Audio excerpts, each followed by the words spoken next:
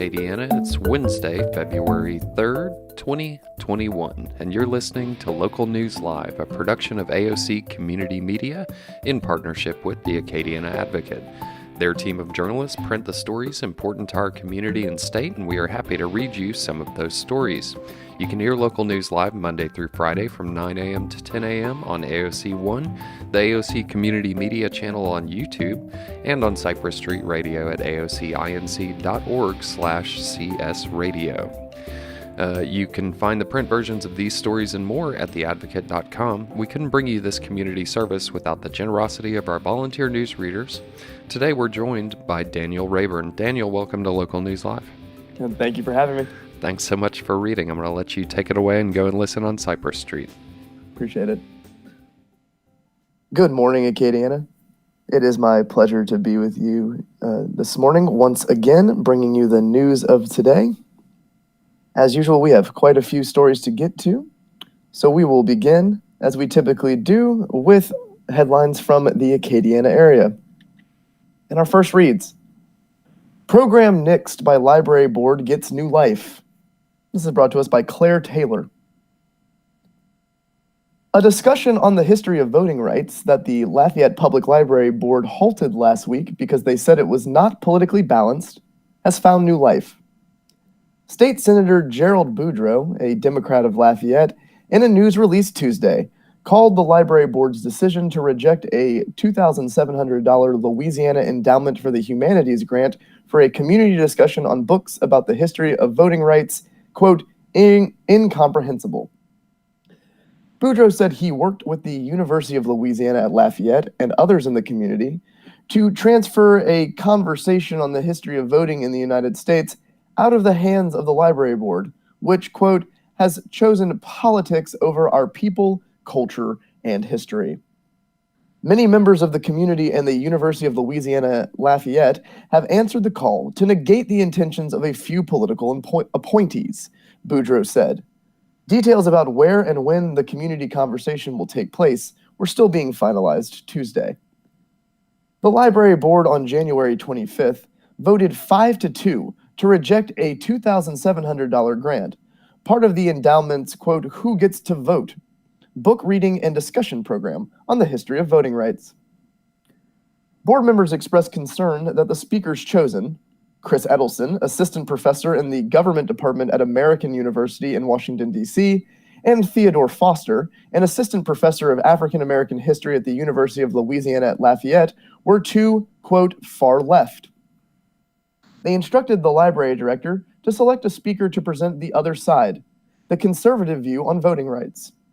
Quote, the other side falls in the category of Jim Crow laws and the KKK, Boudreaux said Tuesday in a prepared statement. I agree we do need to discuss the other side, as history has proven that if we ignore the past, we will be doomed to relive those dark days.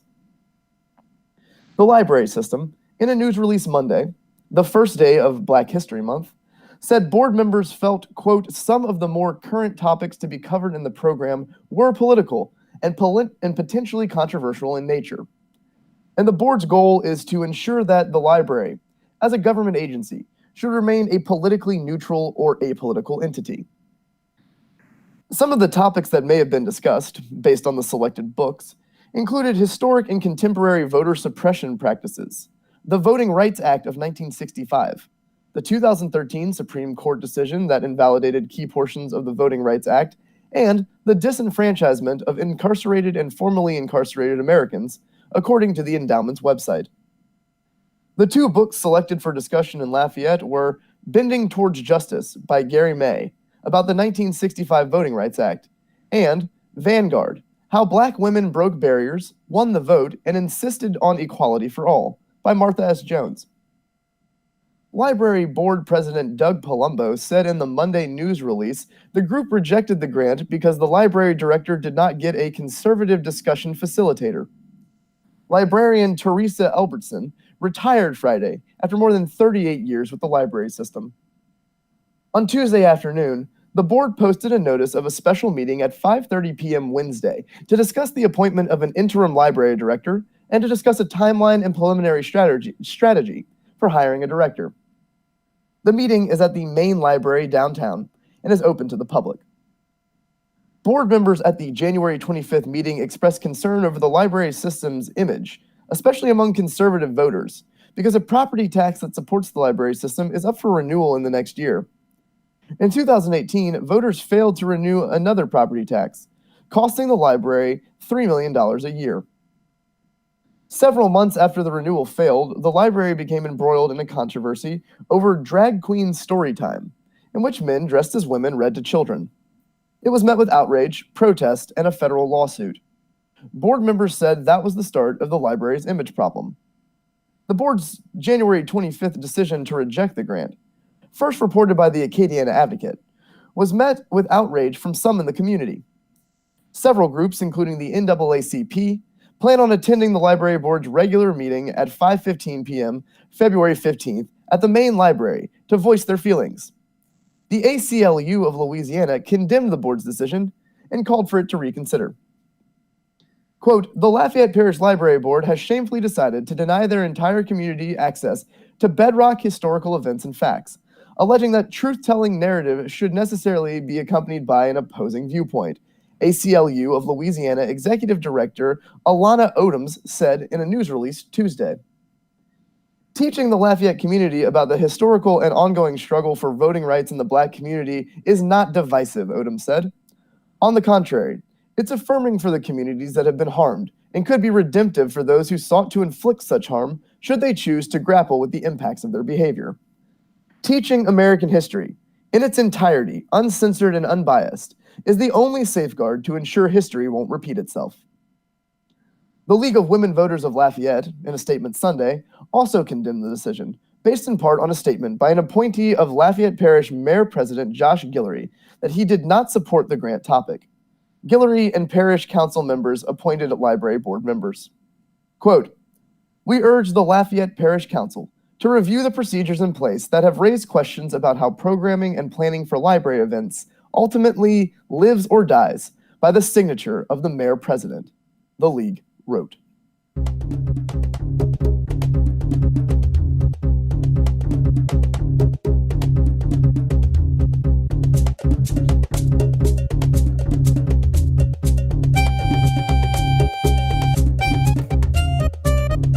And now, we will move to our next local headline, which reads, Lafayette mask proposal moving forward. City council member continues campaign as co-sponsor withdraws. And this is brought to us by Claire Taylor. A controversial proposal for Lafayette City Council members that would require mask wearing in the city to reduce the spread of COVID-19 is still moving forward, despite the loss of one of its co-sponsors. Quote, "I still have plans to go forward with it," City Council member Glenn Lazard said Tuesday afternoon. "It's the right thing to do, and I'm still hopeful I will receive the necessary support to pass it."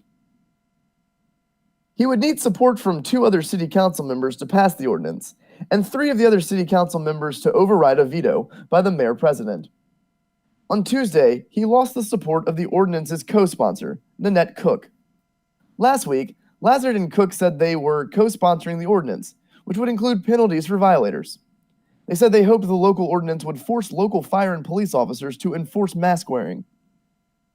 Lafayette Parish Mayor President Josh Guillory has made it clear he does not believe in governments forcing masks on residents.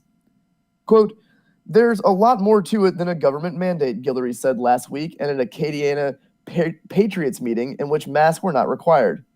"It's my personal responsibility. I'm going to choose to wear a mask. I don't need the government to tell me that." Governor John Bell Edwards signed an emergency order requiring the wearing of masks across the state. Guillory in July instructed Lafayette fire and police officials not to enforce the state mask mandate because he did not want to infringe on the public's liberties. Quote, "The governor's mask mandate has the force of law and is in effect statewide," Edwards spokesperson Christina Stevens said in an email Monday. However, she added that the governor's orders are enforced by the State Fire Marshal's Office and the Office of Alcohol and Tobacco Control. In a news release Tuesday afternoon, Cook withdrew support for the mask mandate. Quote, "I have heard the concerns of certain constituents who were troubled about the prospect of government overreach, and I have spoken with several medical professionals. some of who doubt the efficacy of such public mask ordinances. Moreover, I appreciate the concerns regarding the practical difficulties associated with the enforcement of such a mask ordinance. She declined to provide the names of the medical professionals who question whether masks are effective in preventing the spread of COVID-19. Cook said she believed it was her duty as a member of the council, quote, to do everything I can to help keep our community as safe as possible under the circumstances. I believed that such a temporary commitment to a slight inconvenience would help our community stay safe and help us more quickly return to life as we knew it before COVID. However, with the infection rate dropping to pre-holiday levels, and with rollout of the vaccine, Cook said, I have reason to be encouraged that the worst may be behind us, hopefully making more aggressive measures unnecessary. Council Chairperson Liz Hebert said Monday the ordinance is still being drafted. Hebert, a Republican, said the mayor-president and the fire and police department should be adhering to the state mandate. The police and fire chiefs report to the mayor-president, not the council, she said. Quote, I don't have any authority over them, Hebert said. Both Republicans, Cook and Hebert, faced criticism during the 2018 campaign from some far-right Republicans who refer to them as rhinos, or Republicans in name only. Former President Donald Trump and some of his Republican supporters do not believe in wearing masks, which most in the medical community say is effective in slowing the spread of COVID-19.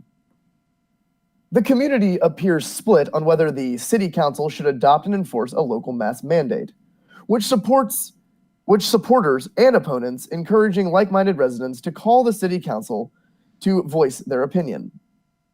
As of midday Monday, approximately 2,200 people had called the city council office over the mask mandate, Council Clerk Veronica Williams said. About 60% oppose the mask ordinance and about 40% favor it, she said. The next city council meeting is at 6 p.m., February 9th.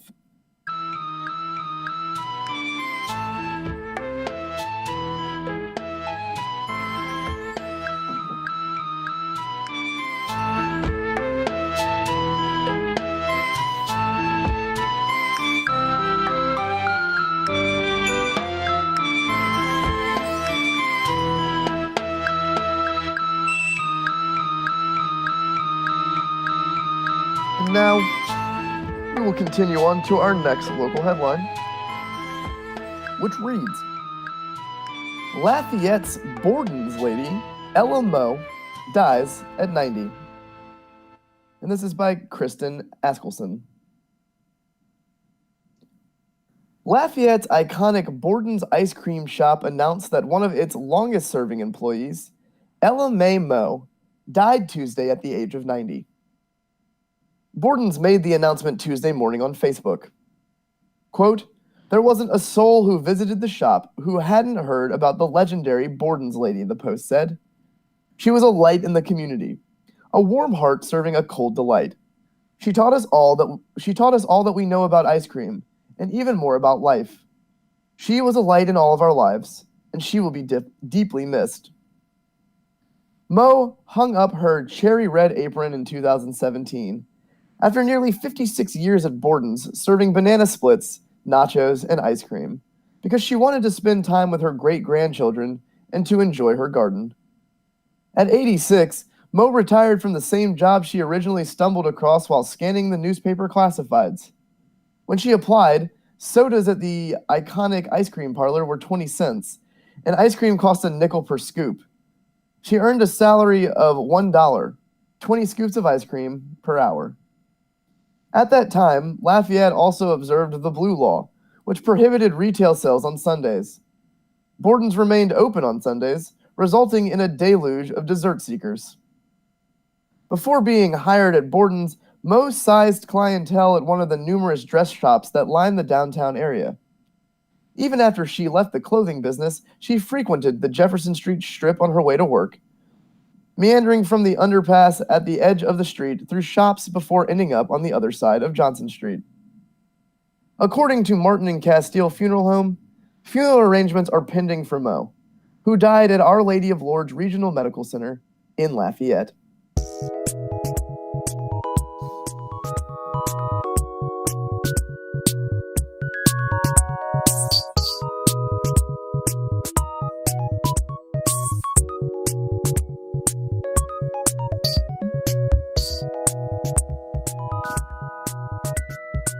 And with that, we will take a short break from the headlines for this PSA. Everyone should have shelter, and Louisiana nights are getting colder. Due to COVID-19 and concerns for community spread, there's been a dramatic decrease in available shelter beds. That means many experiencing homelessness may have no other option than to sleep on the street. Throughout this pandemic, Acadiana Regional Coalition on Homelessness and Housing has been able to utilize local hotel and motel rooms as a temporary housing solution. From there, case managers help our fellow Acadians transition to permanent housing. Arch is very proud of their success in keeping those they serve safe from COVID-19 and on their way to long-term stability. However, the number of homeless is growing, and Arch needs your help to get our neighbors out of the cold and into warm, safe housing. Can you help today? If so, go to archacadiana.org. If you would prefer to give by check, please mail to ARCH, Arch, P.O. Box 3936, Lafayette, Louisiana 70502.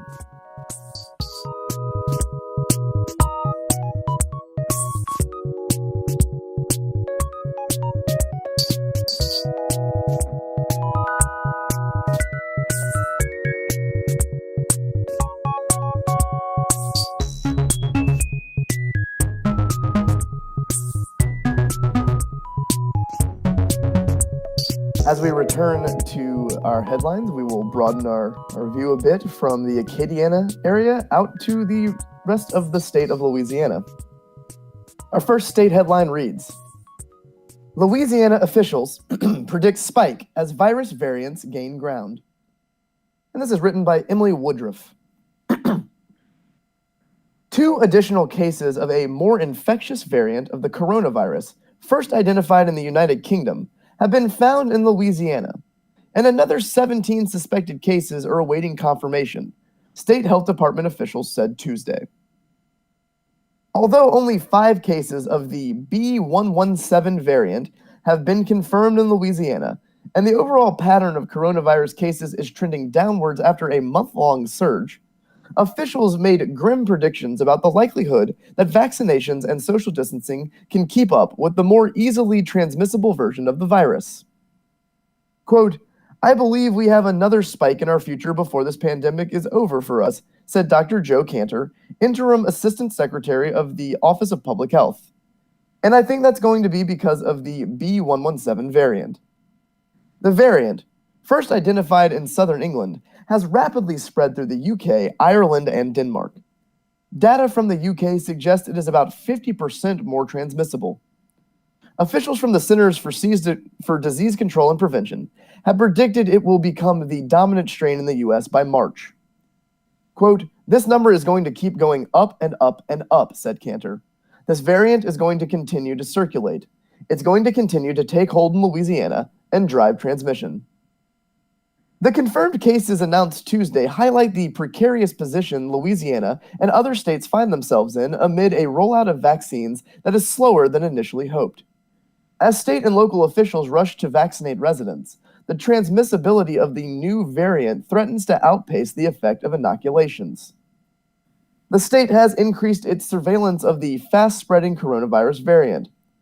Prior to January 25th, the state sent just 5 samples every other week to the CDC for genome sequencing to identify variants. Since then, the CDC increased that number to between 10 and 22 samples.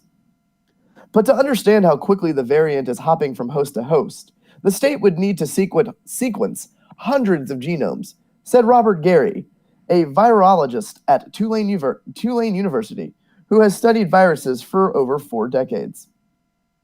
None of the confirmed or suspected cases came from the CDC's genome sequencing. Those cases were flagged by a certain PCR test that also spits out data suggestive of a variant. That particular PCR test, manufactured by Thermo Fisher, is not used all over the state, according to health department officials. That may be a reason why the variant cases have so far been identified only in Region 1, which includes New Orleans, and Region 5, which includes Southwest Louisiana. Mutations are the result of small copying errors that occur during the virus replication process. Most of those mutations are inconsequential, said Gary. But every so often, a mutation makes the virus more successful in accomplishing its goal: to infect cells and use them to replicate. When a certain group of mutations starts appearing in large numbers, that's an indicator that something about them is beneficial enough that it's increasing the spread. Scientists call this group of mutations a variant. The B117 variant has 17 mutations, the most concerning being a few that alter how easily the virus can slip into cells using its spike proteins. With Mardi Gras approaching and restrictions relaxing at some businesses, experts who track the evolution of viruses worry it may create ideal conditions for the virus to hop from person to person.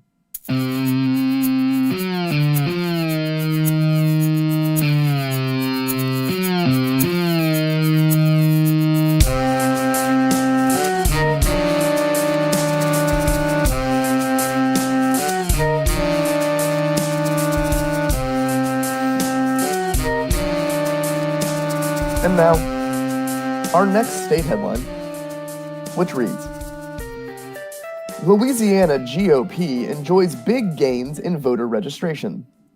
Democrats see uptick in black voters as white voters leave for Republican Party. And this is written by Sam Carlin. Fueled by passions over former President Donald Trump, both mainstream political parties in Louisiana saw significant improvement in voter registration, but at the cost of greater racial stratification between the two. The Louisiana Democratic Party lost the fewest number of voters in a decade, almost 4,000 voters overall, from February 2020 to February 2021. The Republican Party continued to gain ground, as it has over the past 13 years, adding more than 90,000 voters. The new numbers show the continuation of long-running trend in which conservative white Louisiana voters, who once registered as Democrats, fled the party for the GOP, data from the Louisiana Secretary of State's office suggest. The Democratic losses among white voters, more than 32,000 left the party over 12 months, were so steep that the surge in 22,000 black voters registering as Democrats couldn't make up the gap. Quote, Louisiana used to be an outlier in terms of the South for a long time, said Albert Samuels, chair of Southern University's Department of Political Science. The politics of Louisiana are starting to increasingly become more like Mississippi, Alabama, South Carolina, where essentially the black people are Democrats and the white people are Republicans. The exodus of white voters from the Democratic Party has likely been accelerated by Trump's tenure, Samuel said. The Republican Party's rolls soared by nearly 100,000 voters from January 2020 to January 2021, its largest gain in at least a decade. A drop of several thousand voters in recent months puts the 12-month change in Republican Party registration at 92,000 voters through February. Meanwhile, other parties added 29,615 voters through February, part of a national trend of voters opting not to register as Democrat or Republican. Democrats overall still technically hold an advantage in registered voters in Louisiana. About 1.25 million of Louisiana's roughly 3.1 million voters as of February 1st were Democrats, while 1.02 million were Republicans, and 823,459 were other parties. But those totals are deceiving. Many of the people who are still registered as Democrats are holdovers from the generations when the Democratic Party dominated in the state, and they consistently vote for Republican candidates now. There has been little incentive for them to switch their registration because Louisiana has open primaries, meaning all candidates for most offices appear on the same ballot regardless of party. One exception is in the presidential primaries, where Louisiana voters must be registered with either party to vote in their presidential preference contest. Mike Henderson, the director of LSU's Public Policy Research Lab, said the registration changes typically don't have a big effect on the results of elections. That's because many older white voters who are registered as Democrats don't really think of themselves as Democrats anymore. and changes to their registration are merely their affiliation catching up with their attitudes. Henderson also said the trend in Louisiana and nationally of people registering without a party affiliation may not affect elections much, given that many of those voters tend to think of themselves as closer to one of the two major parties. For much of the past decade, the Democratic Party was led by State Senator Karen Carter Peterson, who announced she was stepping down as chair in July. Peterson is now running to succeed Cedric Richmond in the New Orleans-based 2nd Congressional District. In a statement, Peterson highlighted that under her tenure, Governor John Bel Edwards, a Democrat, won election and re-election as governor, the first time that has happened since the 1970s, when Edwin Edwards won 2 consecutive terms. Quote, "It took years of hard work from organizers, activists, and party leaders in the trenches to empower our communities that felt forgotten for too long," she said. That accomplishment has deep, lasting impacts for the future of our party in a deep red state like Louisiana. Over Peterson's tenure, the Democratic Party lost 148,834 voters, about 10%, while the Republican Party grew by 20% to 948,850 voters. Those trends have continued in the ensuing months, and Republicans cracked 1 million voters for the first time in September.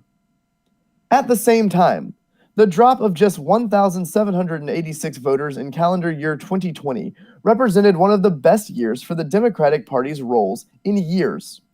Several grassroots groups, like the Power Coalition for Equity and Justice, fanned out across the state, especially in cities, to sign up people to vote, boosting the number of Black voters, who are often aligned with the Democratic Party. Ashley Shelton, executive director of the Power Coalition, said the groundswell of interest in the presidential election helped its workers sign up voters, especially voters of color. But she said there is still momentum behind the effort to engage voters of color in the political process, pointing to interest she's seen in the congressional special elections set for March. She added the Power Coalition isn't a partisan group, but focuses on engaging minority communities. Quote, "This isn't about one election, the presidential race," she said. "This is about all elections." Katie Bernhardt of Lafayette took over as chair of the Louisiana Democratic Party in September, and she said a key plank of her campaign for the post was stopping the exodus of voters from the party by telling people about the popular policies supported by Democrats. For instance, Governor John Bel Edwards, the state's lone Democratic statewide officeholder, expanded Medicaid in 2016 and has pushed unsuccessfully to increase the minimum wage. Both ideas garnered wide support in public opinion surveys. Bernhardt said that she will soon bring on a new staffer to focus on registration efforts, and she plans to roll out a new initiative to send resources to local party officials to help sign up voters. Quote, "Party identity to me is the most important thing," she said. "If we can encourage individuals to say, 'I am a Democrat and I am recognizing myself as affiliating with the Democratic Party,' that helps us with registration and that helps us with elections." Louisiana's Republican Party chairman, Louis Gerbich, didn't respond to questions about the recent drop or the party's gains in 2020. Edwards is one of the few bright spots for the Democratic Party in Louisiana, and indeed the entire South. He surprised experts by winning easily in 2015 and then narrowly won re-election in 2019 despite Trump campaigning against him. He won in large part because Black voters turned out to the polls in greater numbers in his runoff against Baton Rouge businessman and Republican mega donor Eddie Risponi. But the GOP has taken a firm grip on power in the state legislature, gaining a supermajority in the state Senate and a new supermajority in the House. Republicans Bill Cassidy and John Kennedy also hold both of Louisiana's U.S. Senate seats. Both parties lost several thousand registered voters from December to February. The Democratic Party lost 6,577 voters during the period, while the Republican Party lost 4,920 voters. Tyler Bray, a spokesperson for Secretary of State Kyle Ardoin, said the drop in voters after the presidential election was actually smaller than previous drops seen over similar periods in 2016, when 55,000 voters dropped off the rolls, and in 2012 and in 2008, when similar numbers dropped. Bray said federal law requires the state to regularly remove inactive voters from the rolls, but prevents the state from doing that within 90 days of a federal election. Because Louisiana has 2 congressional elections coming up in March, it couldn't scrub the rolls. The last time inactive voters were removed was January 2019, following 2018 congressional elections.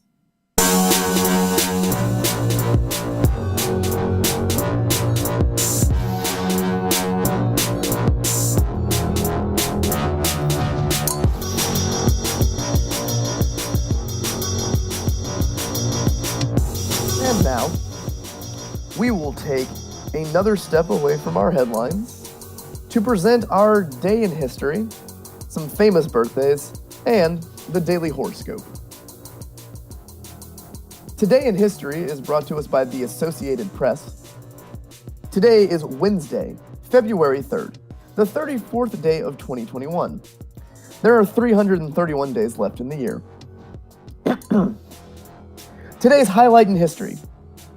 On February 3rd, 1959, rock and roll stars Buddy Holly, Ritchie Valens, and J.P. the Big Bopper Richardson died in a small plane crash in Clear Lake, Iowa.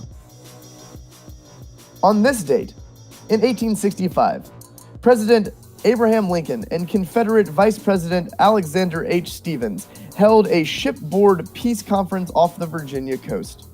The talks deadlocked over the issue of Southern autonomy. In 1913, the 16th Amendment to the U.S. Constitution, providing for a federal income tax, was ratified. In 1966, the Soviet probe Luna 9 became the first man-made object to make a soft landing on the moon. In 1988, the U.S. House of Representatives handed President Ronald Reagan a major defeat, rejecting his request for $36.2 million in new aid to the Nicaraguan Contras by a vote of 219 to 211. In 1994, the Space Shuttle Discovery lifted off, carrying Sergei Kurkolov, the first Russian cosmonaut to fly aboard a U.S. spacecraft. 10 years ago today, tens of thousands of protesters staged unprecedented demonstration against Yemen's autocratic president Ali Abdul Saleh, a key U.S. ally in battling Islamic militants, as unrest inspired by uprisings in Egypt and Tunisia spread further in the Arab world. 5 years ago, seeking to correct what he called a, quote, hugely distorted impression of Muslim Americans, President Barack Obama visited a mosque in Cantonsville, Maryland. 1 year ago, in closing arguments at President Donald Trump's impeachment trial, Democratic prosecutors urged senators to stop a, quote, runaway president and recognize Trump's actions in Ukraine as part of a pattern of behavior that would allow him to cheat in the 2020 election. Trump's defenders accused Democrats of trying to undo the 2016 election and said voters should decide Trump's fate.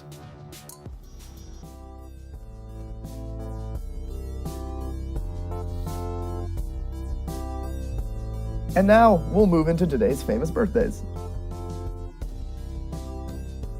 Football Hall of Famer Fran Tarkleton has turned 81 today.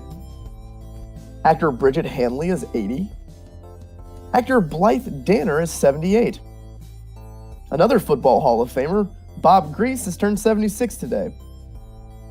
Singer-guitarist Dave Davies of the Kinks has turned 74. Actor Morgan Fairchild is 71 today. Actor Pamela Franklin is also 71. Actor and Broadway star Nathan Lane has turned 65. Rock musician Lee Ronaldo of the Sonic Youth is 65 as well. Rock musician and author Lowell Tolhurst of The Cure is 62. Actor-director Keith Gordon is 60 today. Actor Michael Green has turned 59. Actor Warwick Davis has turned 51. Actor Elisa Donovan is 50.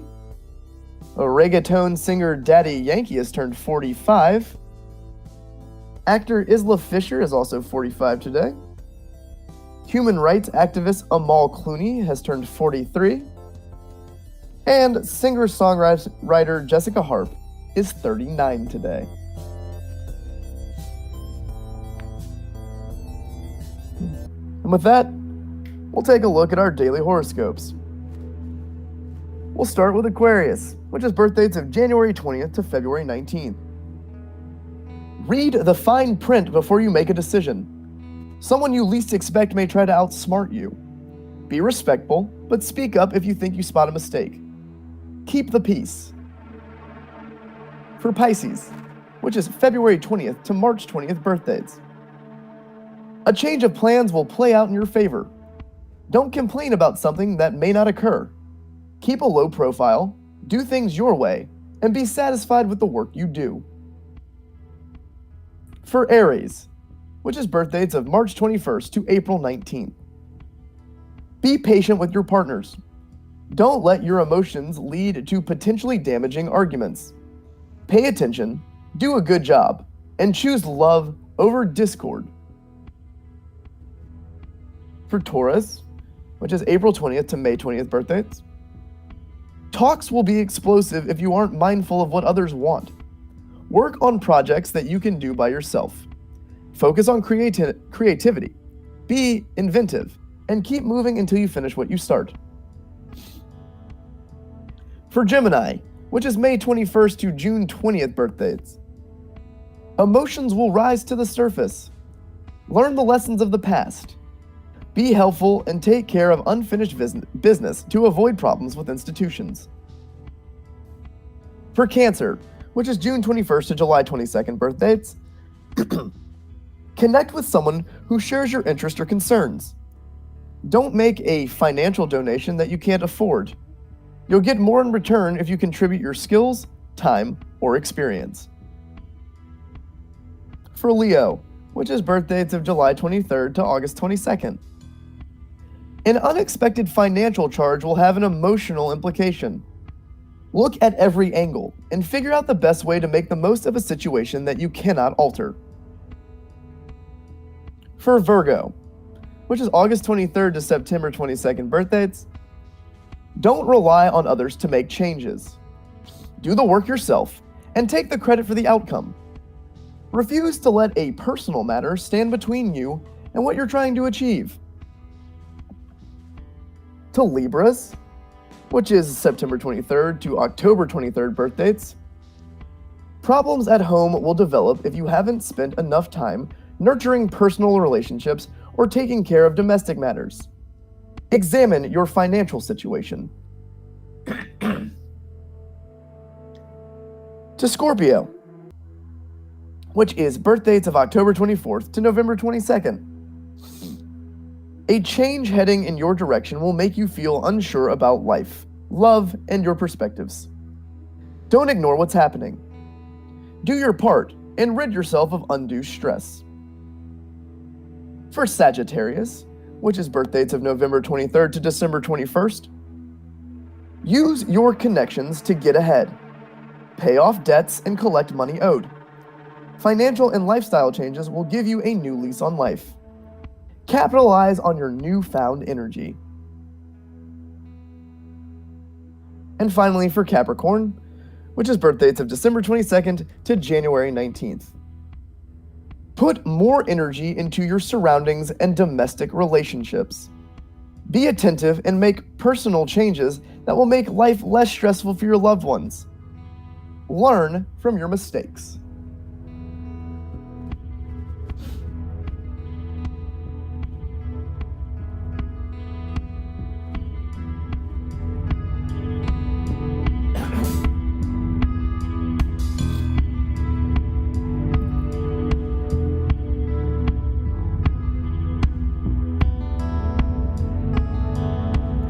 And now, we will return to our state headlines. Our next reads, Baton Rouge lost 1,200 jobs through December as virus impact lingers. The Baton Rouge area lost 1,200 jobs between November and December as economic recovery stalled while the coronavirus pandemic lingers. The area had 394,500 jobs in December, down 18,800 jobs, 4.5% fewer compared with December 2019. Louisiana added 3,700 jobs month to month for a total of 1.9 million, according to data released Tuesday by the Louisiana Workforce Commission. That's still down 83,200 jobs, or 4.1% fewer jobs than in December 2019. The numbers are not seasonally adjusted. The Baton Rouge leisure and hospitality sector was down 9,400 jobs over the year, over 21.8% to 33,600, and had 400 fewer jobs than in November. Education and health services, down 3,000 jobs, or 5.5% to 50,800 for the year, and had 300 fewer than in November. Professional and business services are down 2,000 jobs, or 4% for the year, to 47,800, and had 500 fewer than November. Construction, down 2,800 jobs, or 5.8% for the year, to 45,400, and had 400 fewer than November. And other services are down 1,200 jobs, or 7% for the year, to 15,800, and had 100 fewer than in November. Information jobs was down 400 jobs over the year, or 7.8% to 4,700, while financial activities lost 300 jobs, down just 1.5% to 18,800. Both were flat month to month. The manufacturing sector lost 900 jobs over the year, or 2.9%, to 29,200, despite adding back 300 jobs between November and December. Federal, state, and local government collectively added 1,400 jobs, up 1.8% over the year, to 76,600. Those gains were led by state government, which grew by 4.6%. Trade, transportation, and utilities added 100 jobs compared with a year ago, up less than 1%, for 71,000 jobs, including adding 900 month to month. The Baton Rouge unemployment rate, not seasonally adjusted, was 6.1% in December, down from 7.2% in November, but up compared with 4.5% in December of 2019. Louisiana's December unemployment rate was 6.9%, down from 8.2% in November, but up from 4.9% in December of 2019. The U.S. unemployment rate on a whole was 6.5%, compared with 3.4% 1 year ago. In the Lafayette area, the Acadiana region added 300 jobs between November and December to reach 197,600, but was still down 7,200 jobs, or 3.5%, from December 2019. Leisure and hospitality added 2,300 jobs, up 10.5% over the year to 24,100 jobs. Mining and logging, which includes the oil and gas industry, lost 3,200 jobs over the year, down 24.4%, but added 100 jobs month to month for 9,900. The unemployment rate in Lafayette was 6.2% in December, down from 7.3% in November, but up from 4.9% in December 2019. In the New Orleans area, the Crescent City metro area added 2,600 jobs between November and December to reach 542,800, which was still down by 44,900 jobs, or 7.6% over the year. The New Orleans unemployment rate was 8.2%, down from 10% in November, but up from 4.5% in December 2019. In other areas around the state, Monroe added 600 jobs over the month and 1,600 jobs over the year to 80,400. Shreveport-Bossier City added 1,100 jobs month to month, but was still down 5,200 jobs over the year to 176,200. Hammond added 200 jobs between November and December to 44,400, still down 2,300 jobs over the year. The Houma-Thibodaux area lost 900 jobs month to month and was down 3,000 over the year to 84,900 jobs. Lake Charles was flat over the month-to-month period and lost 14,000 jobs over the year to 96,300. Alexandria was also flat over the month and lost 2,100 jobs over the year to 60,000.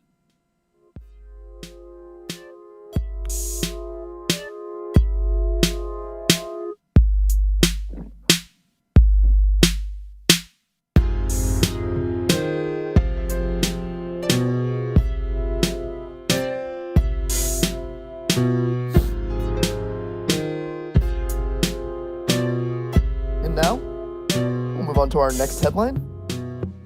And it reads, State sees record sugarcane harvest. Almost 2 million tons brought in since September. This is written by Adam Daigle. The recent sugarcane harvest in Louisiana is going to set up a record with almost 2 million tons, LSU Agricultural Center officials said. The harvest that began in September and continued for almost 125 straight days in some areas will average 232 pounds of sugarcane per ton of cane. Pounds of sugar per tons of cane.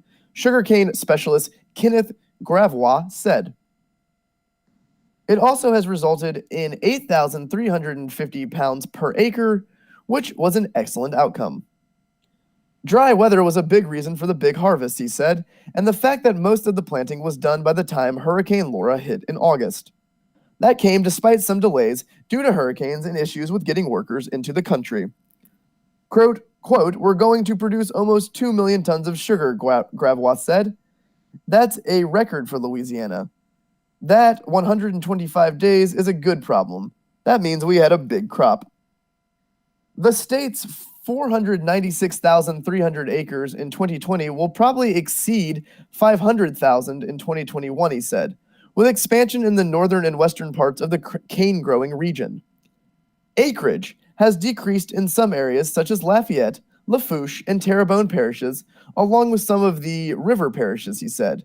But those reductions have been offset by increases in Rapides, Avoyelles, St. Landry, and Vermilion parishes. Stuart Gautreaux, Louisiana Ag Center agent in St. Martin Parish, said farmers in the area were pleased with results from 2020. Tonnage there averaged 34 to 36 per acre, with an average yield of 220 pounds of sugar per ton of cane. Quote, for a lot of our farmers, it will be one of the better years, Gautreaux said. We were fortunate considering everything we went through this year. It's been pretty unremarkable in terms of freezing. Blair Hebert, Louisiana LSU Ag Center agent in Iberia Parish, said this crop surpasses the 2019 crop. There were losses in areas along the coast from storm damage, he said, but most farmers were pleased with their outcome. Quote, we had respectable sugar and tonnage, Hebert said, adding that he was surprised by the results after the crop went through several storms. This crop has certainly surpassed the yields that I thought it would make after the tropical weather. The grinding season, however, has taken its toll on farmers. Quote, 120 days of wear and tear on you is physically and emotionally difficult, Hebert said. You cannot say enough about the resilience of our local sugarcane farmers.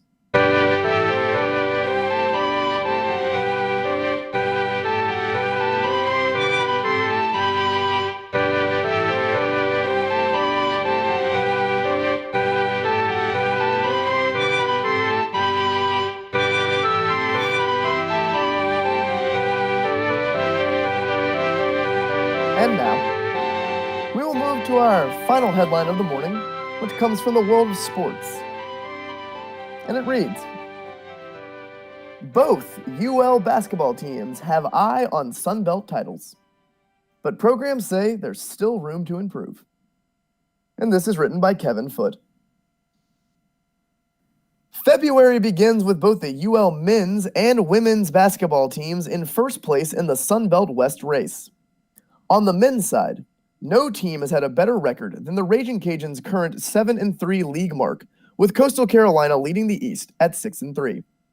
On the women's side, only Troy at a 7-1 record is better than UL's 6-1 record. For UL Hoops fans, the past 2 weeks have been quite exciting and refreshing, but there's still plenty of work to be done. The questions are now, how much better can the Cajuns get? And how much better does each team need to be to bring home the conference title? Quote, "It can slip with just one loss," women's coach Gary Broadhead said. "For us, if we don't continue to get better, we could kind of fall off. We've got to continue to get better, especially going into these next couple of weeks." As true as that is for both teams, the women are certainly enjoying the spotlight after enduring a 7-23 campaign just 2 seasons ago. Quote, "We've never been in that position since we've been here," Broadhead said. "We've always been fighting to get back into the race. I love it, and I think our kids love it too. They see the importance of the next game, the next series. Even at practice, you can hear the importance of it. It's taken a lot of work to get here, and I think they want to stay there." This weekend, UL's men will head to Arkansas State in hopes of duplicating a home sweep of the Red Wolves, while the women return to the Cajun Dome seeking another sweep of Arkansas State.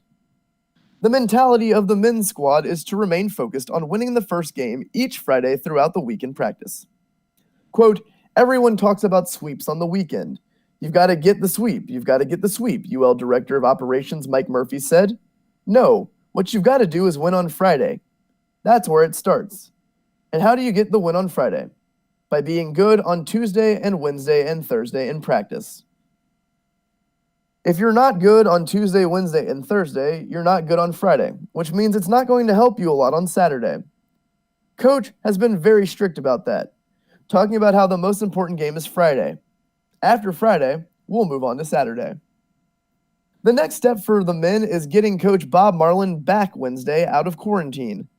The staff plans to continue riding senior guard Cedric Russell while hoping to get enough steady contribution from the newcomers. Devin Butts was the star in Saturday's 74-73 win with 18 points, but others shined as well. Sometimes getting a quality 10 minutes from freshman center Isaiah Richards with 4 points, 3 rebounds, and a block. Quote, "He was 2 for 3 and came up with some big points, had some nice passes around the basket, and came up with some rebounds," Murphy said of Richards. Quote, "He really had a solid weekend for us. We're very encouraged by his development." Murphy said players with preseason surgeries, Dury Cadwell and Kobe Julian, are still not practicing with the team. Quote, "Can we become a better basketball team? Yes, we can," Murphy said. "Are we the best we're going to be? Not yet, but we're working every day with people doing their job trying to become that team. It's hard to do. We're doing a good job of it now, but again, let's see what happens on Friday before we get to Saturday." For the women, improving likely revolves around the team getting more comfortable in the Cajun Dome with the next 4 games and 6 of the final 9 at home, as well as finding the best substitution pattern with a deeper bench this season. Quote, "If you look at that one loss, I'd take that one loss in conference on me because of the way I subbed," Broadhead said. "I did a terrible job of subbing. We're going to have to be real selective in how we sub and how we use the zone to help with that. I still think we can peak. I think there's some things that we can do offensively. Our bench is very, very talented offensively, more so than I've ever had before." 4 different Cajuns have led them in scoring over the past 5 games. Ty Ducey, Brandy Williams, Jamira Mathis, and Destiny McAfee. Quote, "Boy, we've got a lot of instant offense on the bench," Broadhead said. "If we could ever utilize it a little bit more, you could see a team start to peak. I think it's going to happen. I think I saw it this past week with some of the kids coming off the bench. They look more comfortable. That's our job." And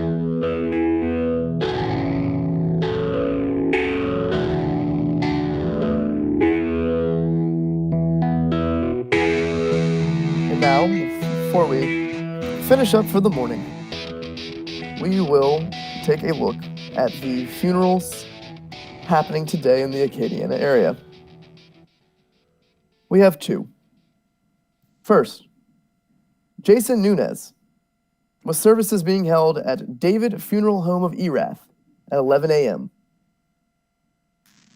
And our second, Claude Patin with services at the Delome Chapel of the Flowers at 1 p.m.